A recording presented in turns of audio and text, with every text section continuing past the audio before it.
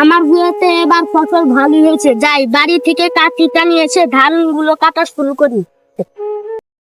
এবার তো কোনো দাম দেয়নি না, ওইবার তাও একজনের জোর করে ফসল কেটে নিচ্ছিলাম। এইবার আর ওই ভুল করা যাবে না, এইবার চেয়ারম্যানদের মুখে নিতে হবে, নিলে জমিটা পুরা পেয়ে দেবো। বাবা কত দাম হচ্ছে চেয়ারম্যান।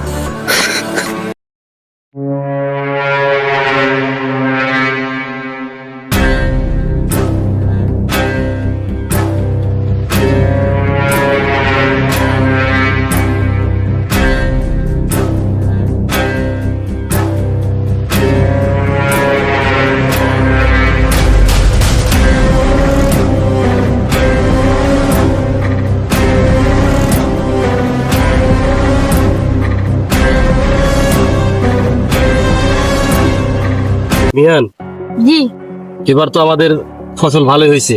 জি জি বাড়তি কোনো রান্না বান্না হয়েছে নাকি? জি না। তাহলে আমাদের ইনকাম হবে কিভাবে?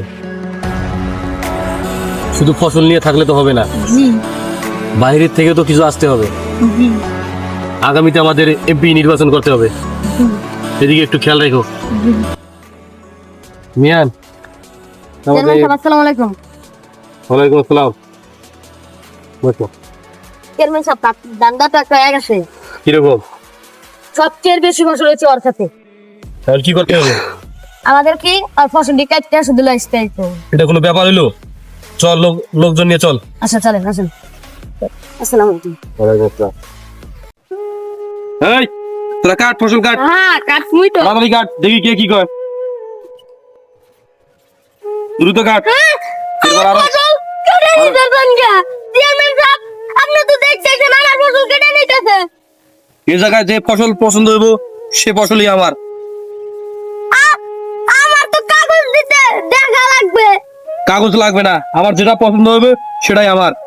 হ্যাঁ তো কথা বলছিস কেন? চেয়ারম্যানের যেটা পছন্দ সেটাই হবে না। আমার সাথে বুঝছি, এখানে আমার আইনের হাত নিয়ে কাম হবে না, এখানে আমার ভাইকে ডেকে নিয়ে আসতে হবে। আরে যা যা, তোর কোন ভাইকে ডেকে নিয়ে আসবি? আরে জঙ্গলের বাঘ তো আমার নাম শুনলে হাগু করে দেয়। ভাইয়া ভাইয়া, হ্যাঁ আমাদের ধান আছে না, হ্যাঁ চেয়ারম্যানের লোক আছে না, ওই ধান্দাবাদ সোহান আমার গায়ে হাত তো দিয়েছে এবং আমাদের ফসলও কেটে নিচ্ছে। আমাদের এখন কোনো কিছু করতে হবে। কি? আমি বেঁচে থাকতে আমার বাইকে হাত দিয়ে তারপর আমাদের ফসল নিয়ে দিচ্ছে? চল দেখতেছি। ইতিপূর্বে আমার ভাইয়ের সাথে অনেক অত্যাচার হয়েছে, আর না।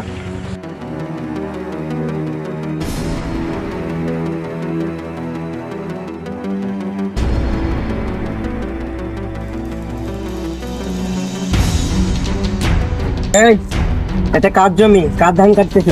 চেয়ারম্যান যেটা বলবে সেটাই হবে। আবার চেয়ারম্যান নাম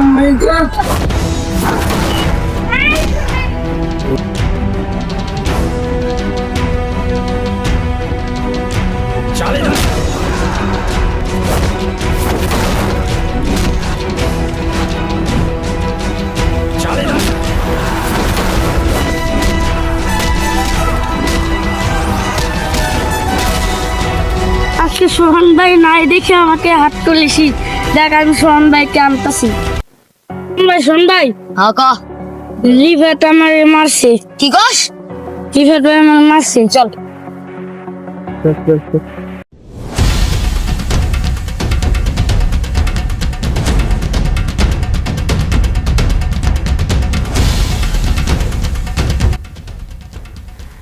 কিরে ঠান্ডা লাগছে, আগে গরম বানাই তারপরে ঠান্ডা।